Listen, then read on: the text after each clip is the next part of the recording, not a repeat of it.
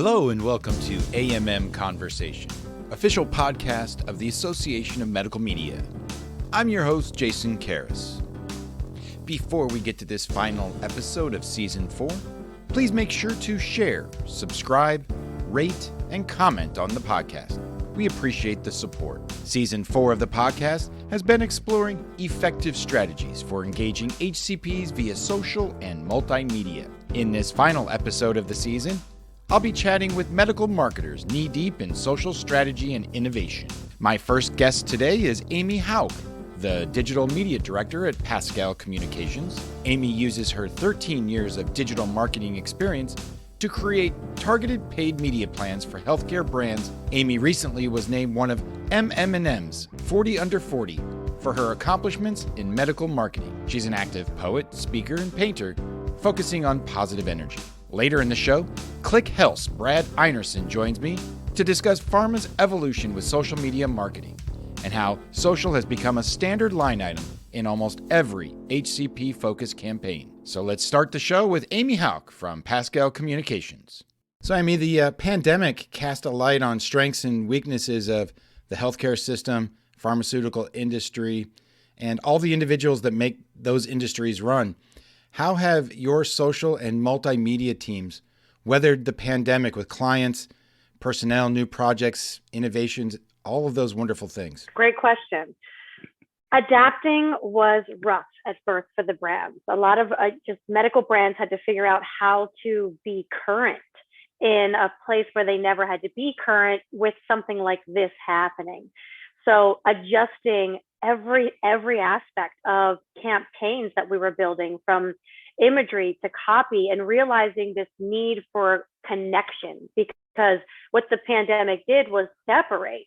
It separated physicians from physicians, the peer-to-peer conversations, the conferences are out. So as we saw, we had to see the void happen. And as we saw and experienced the void, we were trying to constantly be ahead of it and inside of it, and then creating content that allowed interaction. So like using social media for what it was for, like building those engagements and connections and conversations. And another thing was we pushed a lot of our brands, especially brands that had, comments turned off, to turn them on. Like we really started, we're always pushers because we believe in the naturalness of like having it for engagement. You can't always win that war.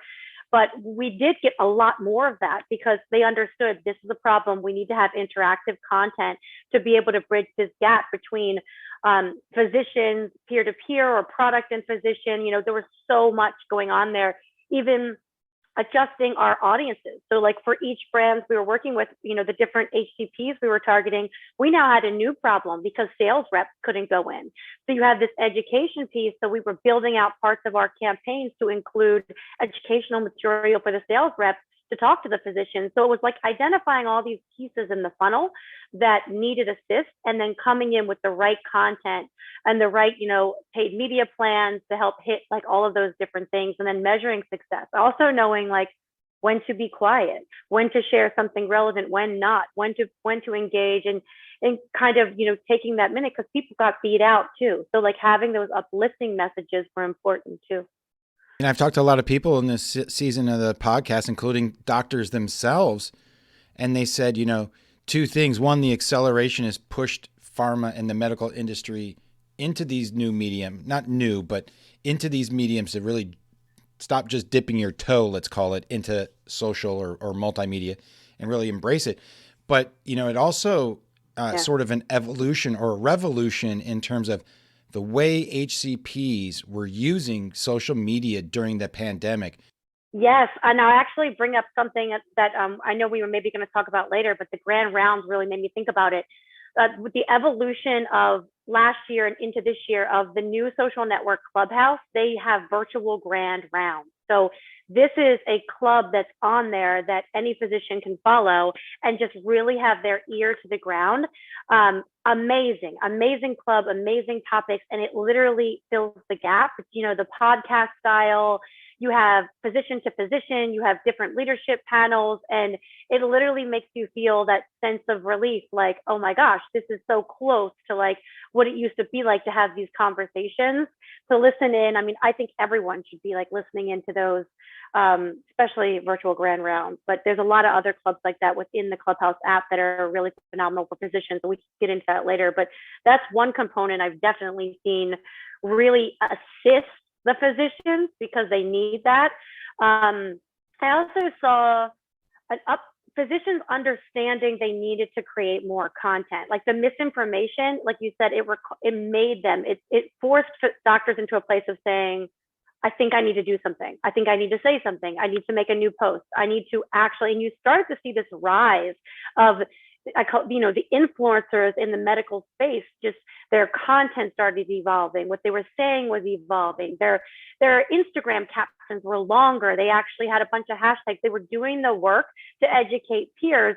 I mean, we had this whole conversation a couple weeks ago, educating doctors on how to use their social media apps properly for medical education. We were talking about, what do you do in this space to educate? Like, say you're educating, residents or whatever your goal might be. Like, how are you actually using, say, Instagram or Facebook as a tool? What does it look like? And teaching about the use of carousel posts and how you're tagging and relevance of just little things like learning your insights, your times of day. You're dealing with physicians and future physicians, their schedules are crazy. So you need to make sure that you're posting, content at times you're seeing it. A lot of times, and I mean, I'm sure you've probably heard this before, but like in the physician space, they don't always love ads. So there's a stigma around advertising, and seeing the word sponsored can be a turnoff to a physician sometimes. And so you're battling this archaic thinking because they're thinking, well, I don't want to run any ads for my practice or my educational content. And I'm over here saying, you have to, because you're trying to reach this niche group of HCPs or residents, and you can, target them down to the job title. And you're not because you're scared of the stigma, but if it's authentic content being put in someone's feed and they're seeing it, then they're going to find your medical education content. So it was a really fun chat with a good group of physician friends of mine, and a lot of great banter. But I think a lot of them left thinking, I need to think about doing this versus that stigma of like, oh no, paid media. You touched on a topic I was going to ask about a little bit later, but let's jump into it. You mentioned influencers.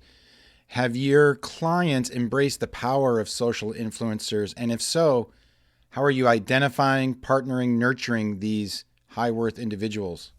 That's a great question. And yes, so we built an influencer marketing program that we kind of like the program, I would call it. And we run it for all different kinds of clients.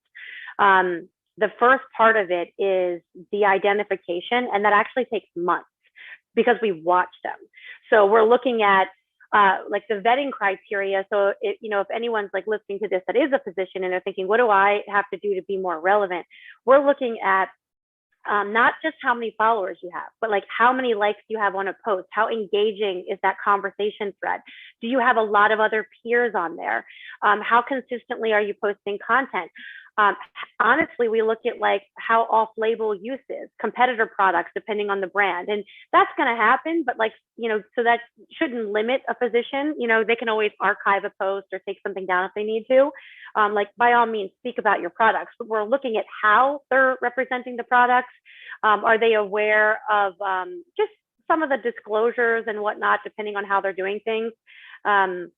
What are they sharing? Also, location is a big one.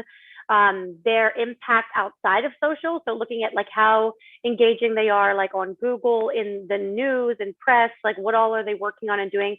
So we look at all of that, and we do look at like quality of content, like whether it's videos or static images. If you can find an influencer in the medical space that is taking advantage of trends, do also on TikTok, also doing reels. I have one person on my team that literally stalks physicians on TikTok to find who is relevant, doing what, when, where, why. And so we're watching, and everyone else is looking too. I mean, we're probably watching a little bit more closely, but we make these master lists, and then we go through and we vet them based on, the industry, whatever it is. From there, once the influencer is like identified, to give you like a little baby walk through the program, and they get the buy-in from the client and the approvals, that we can, go after them, to message them, let them know this is what we want to do with, the X products, the program. The funnest part is our team, we build out these concepts of what we would love for them to do. And it's really creative and it's so fun. And we do it on video like this. So we get them on the call and we're like, here's what our plan is, like super like radical transparency style. And we previously have all of this approved through medical legal, of course, but to show them. And it's so much fun because they get excited about it. And we're now helping influencers that had pretty good content make great content, like animations, cool stuff, like things that they don't always have time to do. And that's so fun because we get to post it on, the brand's channels, the influencers' channels. We build it out, we set calendars, and we have this master, cadence of how things go and overlap based on insights and data. Everything's based on real-time data. Nothing's just like, well, it's Wednesday at 2 p.m. Everything's like optimal times. It's looked at every 24 hours. We know what's going out when. We're utilizing like the algorithms on every social network for the influencer to help really make their content make an impact. Interesting insight I have seen repetitively when content is posted on any healthcare brand's channels and then on influencers channels, I see that the majority of like link clicks into the product or the seminar or whatever, actually come from the brand channels, whereas like a lot of the engagements come from the influencers channels. And you would probably think that the influencers channel would also be a large driver of that traffic. It's not always, but it's a great driver of the engagement and the awareness, which is interesting. And I've measured it many ways, and I keep seeing this over and over again. So this is why it's so important for the brands to not just think about, okay, I want influencers to push content. They need to make sure the content's on their channels too. They need to find a path to do it like both ways. Next step from that is, those in medical marketing know that some specialties are much more engaged, and it's not just age specific. Yeah. Doximity, I think, said that the average age of their user is 35. Mm-hmm. Which most people would have probably thought was 29, So, but who amongst the HCPs from your experience are the early adopters of social? And I say multimedia, I mean, those two things are almost interchangeable now in terms of, with the visual mediums. Mm-hmm. In terms of demographics or subspecialty. Yeah. Here's an example. We know dermatologists are more outgoing. Absolutely right. So like derm is first, and derm's been first. Like derm was first. The way that they're doing it was first, whether it was for a practice, individual. Aesthetics was first. So aesthetics was making a really big impact. Then we have coming up behind it, like the ophthalmology and optometry space. Like they're becoming like heavy hitters. They're extremely active. They're educating peers. And they're doing like some of the live videos, like some of the more graphic content. It's coming away from like some of their Facebook groups into some of their Instagrams and then their TikToks. They want to educate patients. So they've got this vision. Ortho docs, I'm starting to see, so exciting, finally, like they're on the rise. And I'm watching them come from the old world of like Twitter into Instagram, into TikTok. And some of it's just gruesome. I love watching it. But they're doing all this educational content and it's amazing. And you'll go to like their legacy Twitter and it's got like one tweet from like 2018. Then you go to their Instagram, it's like 40,000 followers, like hundreds of thousands of likes per post, and they're just rocking it. Cardio docs. So I've seen that in ortho. Like I tell everyone, if they're in the ortho space, like your product has to be on Instagram, like this crazy sauce if it's not. Cardio and derm, TikTok, Instagram Reels. We'll talk about that in a second. Cardio, LinkedIn, still legacy place for cardio. Like anyone in the cardiovascular line, definitely LinkedIn. But I am seeing more and more and more on Instagram too. I don't want to give any direct shout outs, but there's like some really great doctors that I love in the cardio space on IG, just killing it. And we've had conversations about the evolution of their brand one-on-one. And it was really just, they got on Instagram to help their peers, consistently created content, and then now they do both. So they're doing patient education and cardio education, like kind of back and forth on their Instas. So I like seeing that. I know some of them are on TikTok too, but I do like where it's at on Instagram, and all of them are growing on Clubhouse. This is just keeps happening. I'm like watching this evolution of these tiny breakout rooms all the time, by subspecialty. And we're starting to get there on Clubhouse. It's starting to get there. Like, it wasn't like that at first. If you were like an early user of Clubhouse, it wasn't like that. It wasn't at the subspecialty level, not at all. But now it's like starting to, and the rooms are small. You might have 6 or 7 doctors, but it's interesting. So that's some of what I've seen so far. I am seeing constantly like the pull away from Twitter. Content just, they're trying, Twitter's trying. They got the rooms. Some people still use it for news and media, but I'm seeing more and more and more of the pull away. And we still have a lot of physicians that are only comfortable with LinkedIn. They still don't understand like why they need to be on Instagram or Facebook. And Instagram to them is like for this young user. And we always have to pull data about like the age groups of different people on different networks, because they're not thinking like of the millions, hundreds of millions of users that actually matter in that category on Instagram. So, but Twitter is kind of like your grandfather's Oldsmobile, right? And unless you're a political wonk. You're right. And like, it's not that I will say, just forget about it altogether, but it has a place, and it's for exactly that microsecond information. Like when something happens and it's immediate and you like, there's a hashtag or something around it, you go ahead and get on Twitter, like be a part of that moment and then back out of it, because that's what it is. It's like for that moment, and making sure you have just that relevant footprint. If it's going to exist, it needs to be updated. And that's what bothers me so much, is people don't update it. They leave it sit there, and that just looks like exactly a broken down car sitting in front of your house. Like either get rid of it or update it, or just, use a program like Sprout Social and organize all of your content so you at least have something going out once in a while. A couple of quick hitters. What's the biggest challenge you're facing right now? iOS 14.5 coming out now.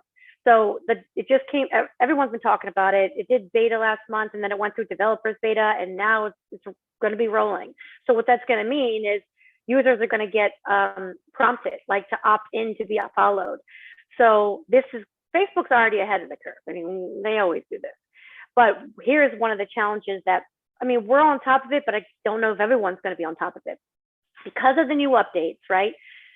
Every single solitary brand that's running ads anywhere need to have domain safety on. What that means is there's a string of code that has to get entered into a client's website, practice, whatever. If you're running Facebook, Instagram ads, all that jazz, that identifies that like your account owns, that website. They're associated with each other. And if you don't have that on, you can't use events. So like pixel events, retargeting, who's clicking what on your website, you cannot utilize them, because anyone that's opted out, it's gone, done, nixed. You can't follow them. So this hurts. And I hate even to use the word followed, because people feel like they're being followed all the time. And they're like, I don't want to be followed. But honestly, like as an advertiser, of course I'm going to say this, but like, yes, you do. You want those discounted shoes from Amazon and your sunglasses 10% off. Like you want to know when there's a medical conference where they're talking about X product and, different early adoption. Yes, you do. You do want to know these things, because your feed is overloaded and you want to have the content that you want to see. Unless you're just using social media to keep up with like your cousins and nephews, like I don't think anyone should be opting out at all. If you want to stay in a place where you're receiving relevant content, like this should be kept on. Now, I understand why Apple's doing it, but the challenge isn't to get our brands like, on top of it. It's just to make sure everywhere, at every angle, all of the ducks are in a row. And then with that, you can now only track 8 different events, coming from the pixels on Facebook and Instagram, which actually that's not that big of an issue. When you talk about an event, like what does that mean? That means, if you were visiting a website for, glasscups.com and you went on there and you viewed content, that's an event. You clicked buy now, that's an event. So you can define 8 of these now. Well, before it was kind of limitless and I could make 1 million of them and then put them in different campaigns. So brands need to make sure that they're adapting their marketing to identify what is most important. Like actually, like what are you trying to get them to do? What's your high value actions in the end game here? What new KPIs have you or your teams adopted in the past 6-12 months? What's the logic behind them, and do you see them continuing? That's a great question. I wouldn't say that we have anything new. It's just how we've been prioritizing KPIs. So when you're looking at, it's always a question, right? What are the KPIs we should be looking at? But there's a question that comes before it. What are your objectives? What are you trying to do? Because if you're trying to drive traffic, your KPI, you need to be measuring link clicks, cost per click, and looking at the click-through rate, right? And your quality score. If your main objective is you've got a brand new product and you're trying to educate about it, your objective should probably be first awareness. So you need to look at your impressions, your cost per impression. And then you also, adjacent to that, need to be doing engagement and cost per engagement. So at the same time, and followers and cost per follower. So there's always that question before the question. So every time someone's like, what are the KPIs? I'm like, what's the objective? And then you organize based on that. What I have definitely noticed, which is something that's trending right now for some of our clients in the new product space. Product comes out, gets approval, website's up, product launched, focusing on building engagements, measuring your cost per engagement, and then focusing on building followers and your cost per follower with very, very good targeting is going to bring your brand sentiment up. If you do this backwards and you try to push traffic first, your comments are on, you're going to get all of these nasty comments, miseducation. People don't know the product yet. They don't trust the TRUST. It's not there. So you have to build trust, and to build trust, you have to build those followers, the engagement, that power first, and then you can go into the other KPIs and measure those for effectiveness. So, that's something that kind of should always be focused on in whatever order your objectives are, to be honest with you. Right now, because of what I just talked about a moment ago, we have to be conscious of over the next 30 to 60 days for anyone running traffic campaigns. We need to be conscious of if that cost per click is going to start to go up. And if it is, we better pivot. And so we've got to change content. We've got to have other things in the queue. We've done a lot of pre-design of polls, even polls within videos, to try to be ahead of that a little bit. So yeah, if KPIs, identify them based on your objectives, but those are like the top 4 to really be looking at as well. No one trusts the brand without followers. No one trusts the product without engagement. We'll be back after a quick message from the Association of Medical Media. Hi, I'm Jess Campbell from the Association of Medical Media. I'm thrilled you're listening to this episode of our regular podcast series, AMM Conversation.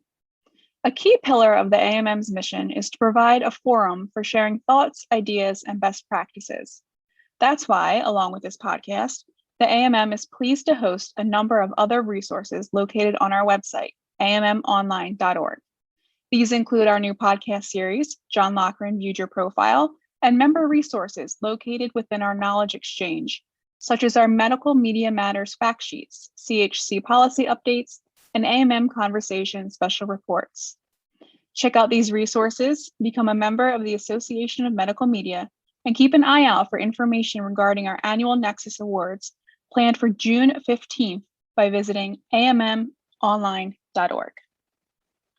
Joining me now is Brad Einarsen, Head of Social Strategy at Click Health, the largest independent commercialization partner for the pharma, biotech, and medtech industries. Brad has led the social media team and social strategy at Click since 2012. His team is growing, focuses on social strategy, and works closely with the activation strategy team. What's been the biggest challenge with clients during this period? I think the biggest challenge with clients, it's not the meetings, it's not the Zoom, it's not the projects, it's getting that content getting that contact with their content producers. So let's say you're marketing with some KOLs and you need those KOLs to talk about the brand. Well, you can't fly them to a place and do a video anymore. So we've done things like sent ring lights and cameras to the KOLs, have them do the video themselves, and then do the editing in-house afterwards. So that actually works surprisingly well. Also, you can't show up in trade shows anymore, right? Congresses. So we've helped clients migrate to virtual congresses using those tools. And also we've helped our clients communicate around those congresses, because we found early on the meetings were were having like 5 times more Twitter content around those hashtags than they did in pre-pandemic times. So, if you had 20,000 Twitter mentions around a conference, it's now 100,000 plus. It kind of flipped the script a little bit, right? Like there was activity still going on. We needed to figure out what it was and how we're going to leverage it, right? It absolutely did. ASCO had been digitizing for a while, but ASCO is huge, right? The smaller congresses and meetings, they're now digitizing and they're now seeing their conversations skyrocket. So along those same lines, what are some of the biggest opportunities coming out of this pandemic? The biggest opportunities are online along the lines of virtual congresses with that 5x, 10x more social commentary. Also, it's that movement of sales rep details from in-person to virtual. That's a huge opportunity. That was starting before the pandemic. And so not only the in-person to virtual rep details, but the virtual MSL as well has become really important. Because a sales rep can only say the same message to an HCP so many times. And the tolerance is much lower online than it is in the hallway of the hospital or the clinic. So the virtual MSL is a huge benefit for those reps who need a reason to talk to their HCP. Yeah, interesting. And, you said you started the social strategy department at Click in 2012. You've had a nice run here. Who amongst HCPs have you found are the early adopters of social? There's 2 layers to this. So one layer is sort of the receptive layer, or the HCPs as an audience layer. So that comes from the mantra of HCPs are people too. They're on these social platforms at the same or above the average audience. So Facebook's a good platform and Twitter's a good platform and things like that. So that's a place to get your message out in front of that audience. When it comes to actually engaging, though, what we see is Twitter, of course, for news.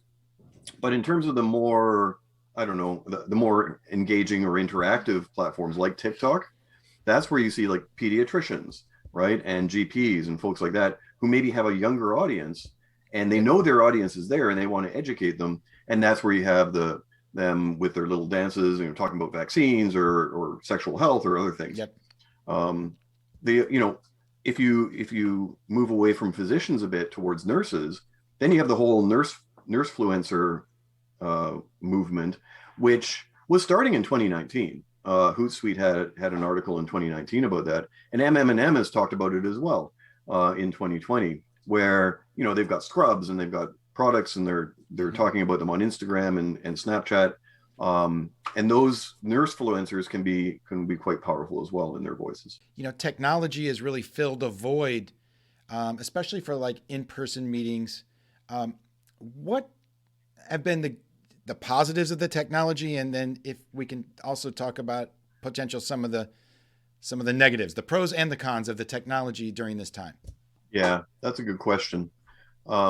So as I was saying before, the technology gives us the opportunity to get those messages in front of HCPs because they're on social platforms at an accelerated rate or a deeper rate, just like the rest of the market. And also early in the pandemic, we also saw open rates on emails going way up. So that, it's not just social, but it's also email and other channels. And those message opportunities are opportunities for connection. So those are opportunities for getting messages in front of the HCPs and then providing them opportunities to connect back to the rep.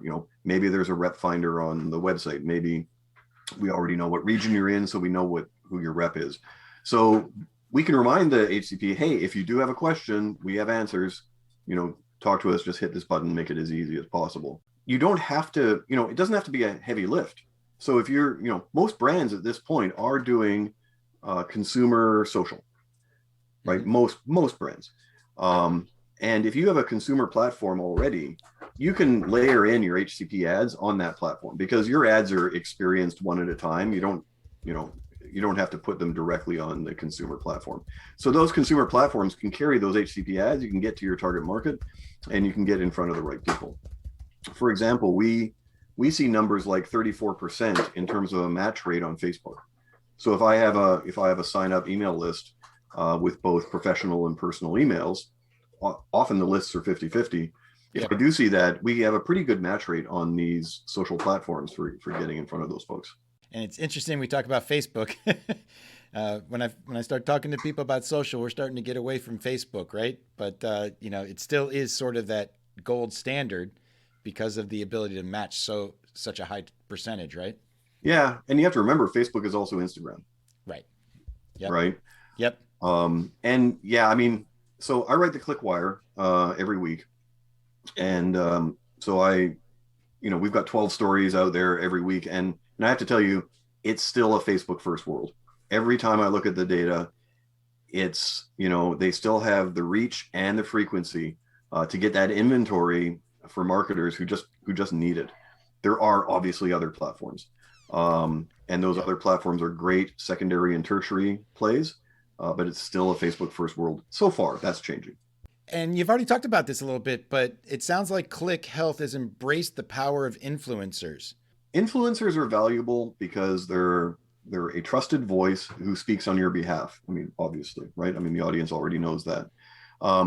And on both the HCP side and the patient side, they carry a lot of authenticity and in some cases authority, especially with the HCPs. Those digital opinion leaders are huge benefit to brands. So there's a couple of elements to this. One is finding the DOLs. So we do a lot of listening engagements where you literally start with 20,000 individuals and you funnel them down using a scorecard to maybe single digits of DOL individuals for any given condition. And we often find that KOLs are also DOLs, but then there's the hidden ones, the DOLs who weren't KOLs before, who have really built this digital profile. And those are great to find because those are hidden treasures. I don't know if you want me to talk about the patient side at all, but on the patient side, influencers carry a lot of weight as well. And there's 3 layers to that conversation. The first one is you can get into market with influencers very easily using an influencer agency. That's sort of the crawl level. Or you can roll your own using Clear and talking to them directly, and that's sort of the walk level. And then at the run level, you've got campaigns where you look for hand raisers and you engage those patients as hand raisers. And that's, at that point, you're almost taking patient testimonials and merging it with influencers, and that's super powerful.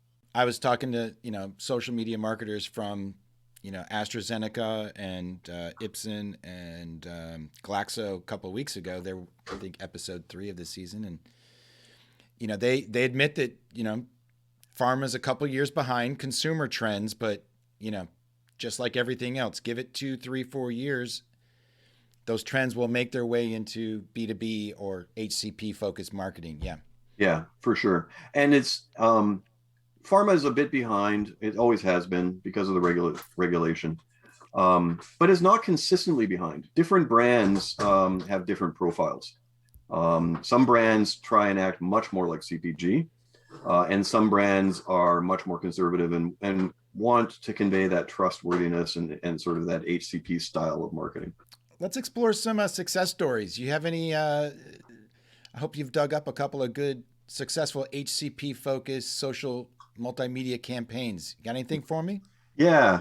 So I can't talk about individual brands, obviously, but we've got a number of HCP campaigns that have proven very effective. So we've gone to congresses and targeted individuals. Now this was 2019, so we targeted individuals based on location and hashtags, plus custom uploaded lists. And that targeting really worked well and got us a huge match rate on those ads. And so interestingly, when we were doing congresses, the experiment we did, because congresses with Twitter a sort of a known play, right? Right. Yep. You're on Twitter, you're on people's phones, come and see us at location X or come and see our data. But then we also used Facebook. And what we found was Facebook was as effective as Twitter. Facebook was more awareness and top funnel, and Twitter was better at lower funnel triggering action. So around congresses, that was really good. Also, I mentioned before that match rate of emails. Right. I recommend all marketers should at least try this. If you just take your CRM email list, try creating a custom audience on Facebook, see what your match rate is, and then that can actually be a good indicator or a good input into how you want to approach Facebook for HCP marketing. Absolutely. 100% recommend that. Earlier you said you've expanded you expanded your social team. You seem to be heavily invested in talent acquisition for multimedia social. What's the philosophy and long-term strategy there? I would love to take credit for the growth, but to be honest, I can't. It's the market. Clients on brands are moving from their experimental stage, which was somewhere around 2014 to 2018, into a phase where they had social in most of their plans, even if it was either zero, we considered it but didn't do it, or it was just an experiment. And that's from like 2018, 2019 to a defined percentage of their spend. And that was what we were seeing in 2020. Now it's not, do we do social? It's, do we do 5%, 10%, 15% of our budget on social? So that growth on the client side dictates that we have to grow our team to stay ahead of the need. Do you foresee any opportunities, let's outside of social for a second, multimedia wise, telehealth, EMR space, the golden goose potentially, medical education, somewhere like your team can kind of cross over? Are any of those other targets, other spaces targets for you? So 100% they are. The way we approach it from a social strategy perspective is that these folks, like telemedicine, for example. So telemedicine skyrocketed at the beginning of 2020. And it is, it's slowed down a bit, but it's certainly not going back to the near zero numbers it was in 2019. And so that telemedicine activity, we consider that as being, quote, closer to digital, unquote, than you would be if you were in the office. I mean, consider a patient sitting across the desk from a doctor. That conversation is very analog. Now you've got a patient and a doctor on Zoom or some other screen, and the doctor can now share links. So if the doctor knows that there's patient materials available one click away, the doctor can share that in the chat, and the patient can get it right away. They're not going to sit there and do a co-browsing session with the patient. I mean, they don't have time for that, but they can at least inform the patient about these materials. And we all know doctors love patient materials. Anything that gets the patient educated without their staff having to do it, they love that. So having those materials, having those materials available for them is super important. You talked earlier about, no more hesitation from pharma when it comes to social media in their planning. I've talked to pharma reps and agencies. They're seeing a cultural shift and acceptance from social media just being this, toy box kind of thing to the impact that it can really make. Are you seeing that cultural shift both internally and externally also? Yes, we are. Clients are recognizing how important social is becoming, and it's moving from an experiment to a percentage of budget. We have some clients who are now social first, not for HCPs. They're, right. We're not there yet for HCPs. Right. So they're social first for patients, but that pulls along more HCP activity for sure. Yep. And as both doctors and reps get more comfortable on these platforms, communications can happen in those direct messaging channels between the reps and the doctors. And that's a growth area that we need to watch over the next couple of years. As people have become more acclimatized to these tools, they're going to use them more, and they're going to be more accepting of those messages. Yeah, I think the marketing term for that is those blue jeans moments, right? and a couple others have said we're calling them prosumers now, professional and consumer all in one, because everything's on your smartphone. It's all mixed. You got all your email, personal, professional, right? Social. So it is, evolving to all be one marketing stream, right? Yeah. And I think what marketers should take away from that prosumer patient healthcare worker model, what they should take away from it is you need an authentic reason to speak. A rep telling the doctor the same information 3 times might work in a clinic hallway, especially if the doctor has a fun story or has some samples. It's not going to work online. You need a unique and different reason to speak every time, and that's where the creative teams are super important, because they can come up with new and innovative ways to bring the data forward to help the doctors make the right decision. What emerging trend do you want to continue once we're back to, let's call it, or once we're in a post-pandemic world? So from a marketing strategy standpoint, the trend that will continue, whether I want it to or not, is going to be the usage of social in healthcare for both patients and HCPs. That's absolutely going to continue. And that the model of what percentage of budget should we devote to social, that new way of deciding on investment, that will definitely continue. What are you most excited about for HCP, social media, multimedia trends emerging in the next 2 to 5 years? We're in the period now where we're proving the value of those messages on those platforms.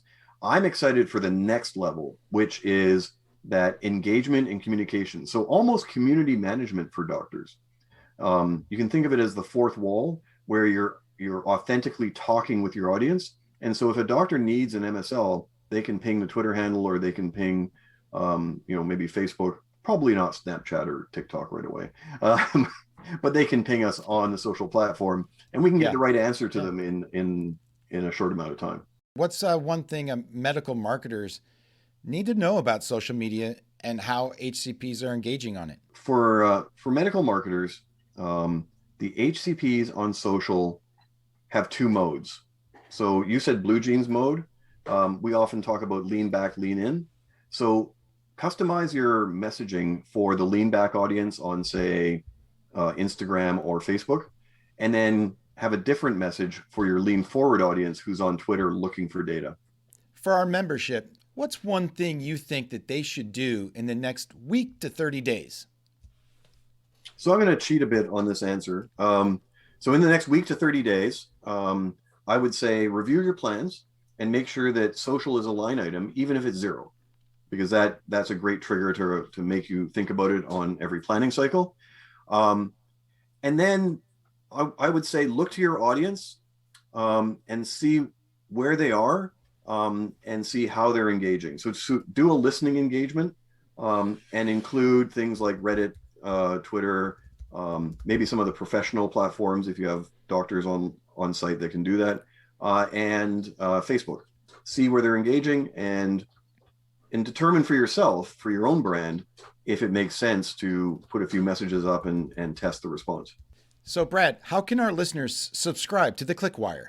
Well, I'm glad you asked. So the ClickWire you can get to by going to click.com/ClickWire, or you can have one of your friends forward you a copy, and in the top, there's a sign-up link. That's all for this episode of AMM Conversation. Thanks for listening. AMM Conversation is the official podcast of the Association of Medical Media. This episode ends season 4 of the podcast. Make sure to listen to each and every episode of AMM Conversation on Apple Podcasts, Google Podcasts, Stitcher, Spotify, or wherever you enjoy your podcasts. The best way to know when season 5 drops is by subscribing to the podcast. In the meantime, kindly leave us a comment, follow, or share. We appreciate the engagement. Also, make sure to check out the AMM website, www.ammonline.org, for the latest information and resources on medical media. In addition to fact sheets, industry research, and special reports, you can watch my monthly healthcare policy update featuring Beltway insider John Bigelow, or the new YouTube series, John Loughran viewed your profile. All available on AMM's new YouTube channel. The views, thoughts, and opinions expressed in this podcast belong solely to the guests and not necessarily to the host or AMM or any other group or individual.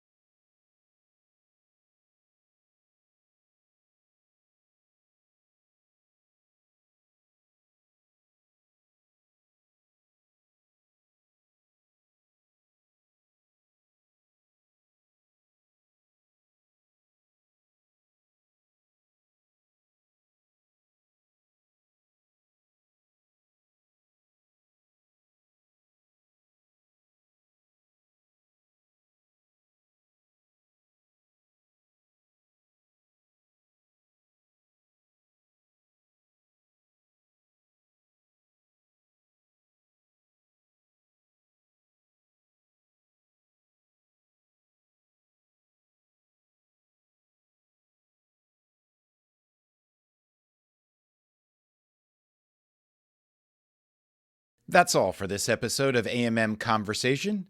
Thanks for listening. AMM Conversation is the official podcast of the Association of Medical Media. This episode ends Season 4 of the podcast. Make sure to listen to each and every episode of AMM Conversation on Apple Podcasts, Google Podcasts, Stitcher, Spotify, or wherever you enjoy your podcasts. The best way to know when Season 5 drops is by subscribing. The best way to know when Season 5 drops is by subscribing to the podcast. In the meantime, kindly leave us a comment, follow, or share. We appreciate the engagement. Also, make sure to check out the AMM website, www.ammonline.org, for the latest information and resources on medical media. In addition to fact sheets, industry research, and special reports, you can watch my monthly healthcare policy update featuring Beltway insider John Bigelow, or the new YouTube series, John Loughran Viewed Your Profile, all available on AMM's new YouTube channel. Have a wonderful day. The views, thoughts, and opinions expressed in this podcast belong solely to the guests and not necessarily to the host or AMM or any other group or individual.